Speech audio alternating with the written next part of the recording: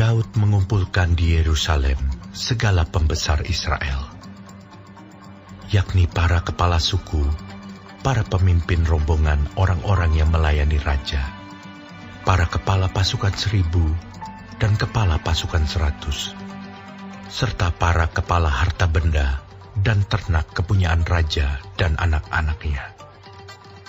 Bersama-sama mereka juga para pegawai istana dan para perwira dan semua pahlawan yang gagah perkasa.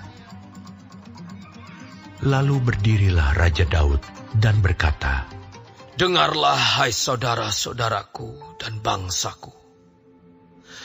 Aku bermaksud hendak mendirikan rumah perhentian untuk tabut perjanjian Tuhan dan untuk tumpuan kaki Allah kita. Juga aku telah membuat persediaan untuk mendirikannya. Tetapi Allah telah berfirman kepadaku, Engkau tidak akan mendirikan rumah bagi namaku, sebab engkau ini seorang prajurit dan telah menumpahkan darah. Namun Tuhan Allah Israel telah memilih aku dari antara segenap puakku untuk menjadi raja atas Israel selama-lamanya. Sebab ia telah memilih Yehuda menjadi pemimpin, dan puakku dari antara kaum Yehuda, dan dari antara anak-anak ayahku. Ia berkenan kepadaku untuk mengangkat aku sebagai raja atas seluruh Israel. Dan dari antara anak-anakku sekalian, sebab banyak anak telah dikaruniakan Tuhan kepadaku, Ia telah memilih anakku Salomo untuk duduk di atas takhta pemerintahan Tuhan atas Israel. Ia telah berfirman kepadaku, Salomo anakmu, dialah yang akan mendirikan rumahku dan pelataranku, sebab aku telah memilih dia menjadi anakku, dan aku akan menjadi bapanya. Dan aku akan mengokohkan kerajaannya sampai selama-lamanya, jika ia bertekun melakukan segala perintah dan peraturanku seperti sekarang ini. Maka sekarang, di depan mata seluruh Israel, jemaah Tuhan, dan dengan didengar Allah kita, aku berkata kepadamu, peliharalah dan tuntutlah segala perintah Tuhan Allahmu, supaya kamu tetap menduduki negeri yang baik ini dan mewariskannya sampai selama-lamanya kepada anak-anakmu yang kemudian. Dan engkau, anakku Salomo, kenallah Allahnya ayahmu, dan beribadahlah kepadanya dengan tulus ikhlas dan dengan rela hati. Sebab Tuhan menyelidiki segala hati dan mengerti segala niat dan cita-cita. Jika engkau mencari Dia, maka Ia berkenan ditemui olehmu. Tetapi jika engkau meninggalkan Dia, maka Ia akan membuang engkau untuk selamanya. Camkanlah sekarang, sebab Tuhan telah memilih engkau untuk mendirikan sebuah rumah menjadi tempat kudus. Kuatkanlah hatimu dan lakukanlah itu. Lalu Daud menyerahkan kepada Salomo anaknya rencana bangunan dari balai bait suci dan ruangan-ruangannya, Dari perbendaharaannya, kamar-kamar atas dan kamar-kamar dalamnya, serta dari ruangan untuk tutup pendamaian. Selanjutnya, rencana dari segala yang dipikirkannya mengenai pelataran rumah Tuhan dan bilik-bilik di sekelilingnya, mengenai perbendaharaan-perbendaharaan rumah Allah dan perbendaharaan-perbendaharaan barang-barang kudus,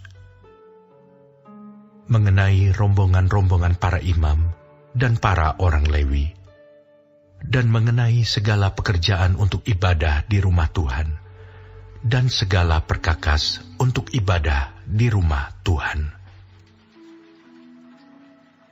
Juga ia memberikan emas seberat yang diperlukan untuk segala perkakas pada tiap-tiap ibadah, dan diberikannya perak seberat yang diperlukan untuk segala perkakas perak pada tiap-tiap ibadah, yakni sejumlah emas untuk kandil-kandil emas dan lampu-lampunya yang dari emas, seberat yang diperlukan tiap-tiap kandil dan lampu-lampunya, dan perak untuk kandil perak, seberat yang diperlukan perak untuk satu kandil dan lampu-lampunya, sesuai dengan pemakaian tiap-tiap kandil dalam ibadah. Kemudian diberikannya sejumlah emas untuk meja-meja roti sajian, meja demi meja, dan perak untuk meja-meja dari perak. Selanjutnya emas murni untuk garpu-garpu, dan bokor-bokor penyiraman, dan kendi-kendi, juga untuk piala-piala dari emas, seberat yang diperlukan untuk tiap-tiap piala, dan perak untuk piala dari perak, seberat yang diperlukan untuk tiap-tiap piala. Juga emas yang disucikan untuk mezbah pembakaran ukupan, seberat yang diperlukan, dan emas untuk pembentukan kereta yang menjadi tumpangan kedua kerub, yang mengembangkan sayapnya sambil menudungi tabut perjanjian Tuhan. Semuanya itu terdapat dalam tulisan yang diilhamkan kepadaku oleh Tuhan, yang berisi petunjuk tentang segala pelaksanaan rencana itu. Lalu berkatalah Daud kepada Salomo, anaknya, kuatkan dan teguhkanlah hatimu, dan lakukanlah itu. Janganlah takut, dan janganlah tawar hati. Sebab Tuhan Allah, Allahku, menyertai engkau.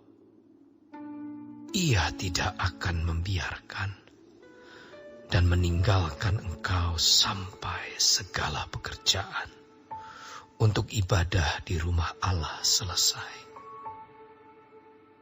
Sesungguhnya rombongan para imam dan para orang Lewi ada untuk melakukan segala ibadah di rumah Allah. Dan ada beberapa sukarelawan yang ahli dalam setiap tugas yang dapat membantu engkau. Juga para pemimpin dan seluruh rakyat ini sepenuhnya ada di bawah perintahmu.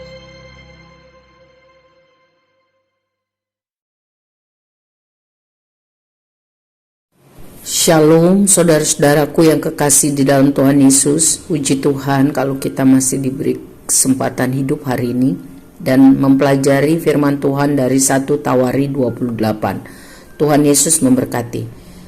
Mengenai pesan terakhir dari Daud kepada Salomo dan juga mengenai pembangunan bait suci. Sebelum Raja Daud meninggal, ia menyampaikan pesan terakhir yang isinya pertama, ada tugas suci yang harus dilaksanakan dengan baik dan segera, yaitu mendirikan bait kudusnya Tuhan.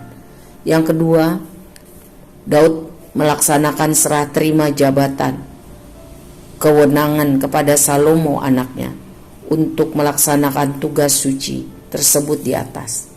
Salomo diangkat menjadi raja penanggung jawabnya.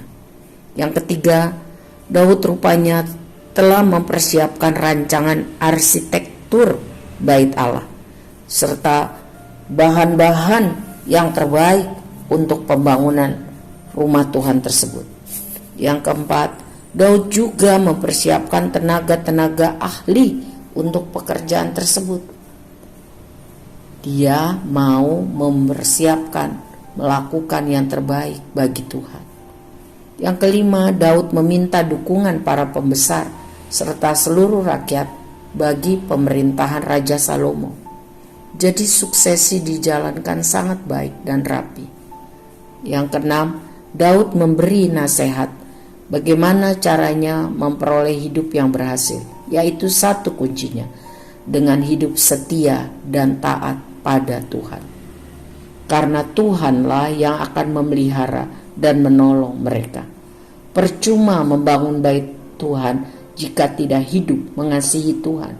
Percuma membangun bait Tuhan jika tidak hidup sungguh-sungguh mengenal Tuhan. Untuk bisa mengenal Tuhan, harus menyediakan waktu khusus untuk akrab dengan Tuhan, bukan rutinitas. Ulangan 6 ayat 5-6. Kasihilah Tuhan Allahmu dengan segenap hatimu dan dengan segenap jiwamu dan dengan segenap kekuatanmu. Apa yang diperintahkan pada kita oleh Tuhan, oleh firman Tuhan, haruslah diperhatikan, dilaksanakan dengan sungguh-sungguh. Amin. Tuhan menolong kita untuk dapat melakukan firman Tuhan ini.